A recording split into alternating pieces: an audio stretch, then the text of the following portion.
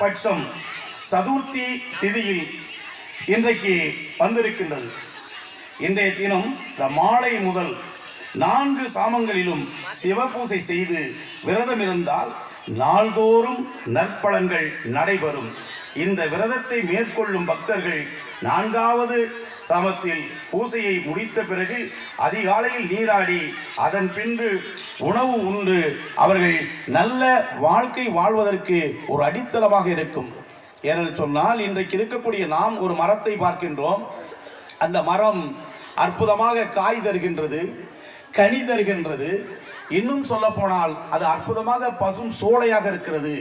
ஆனால் அந்த மரம் அவ்வளவு சோலையாக இருக்கிறதற்கு, பசுமையாக இருப்பதற்கு, அது பல பூக்களை தருவதற்கு, காய்களை தருவதற்கு, கனிகளை தருவதற்கு அதுக்கு காரணமாக இருப்பது என்று சொன்னால் அந்த வேரிலிருந்து வரக்கூடிய நீர்தான் ஒரு மரத்தை வாழ வைத்து கொண்டிருக்கிறது.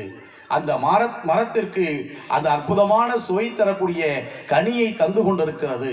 அதுபோலதான் உள்ளத்தை நாம் உருகி இறைவனிடத்தே நம்முடைய துன்பங்களை அவரிடத்தில் கொடுத்து விட்டால் எப்படி அந்த மரத்தில் இருக்கக்கூடிய வேரில் இருந்து நீர் வந்து அந்த மரம் பசுமையாக இருக்கின்றதோ அதுபோல உள்ளம் தூய்மையானால், நம்முடைய உணர்வுகள் தூய்மையானால், எண்ணங்கள் தூய்மையானால் எல்லாம் நன்மை நடைபெறும் என்பதை நம் முன்னோர்கள் நமக்கு சொல்லி வைத்திருக்கிறார்கள்.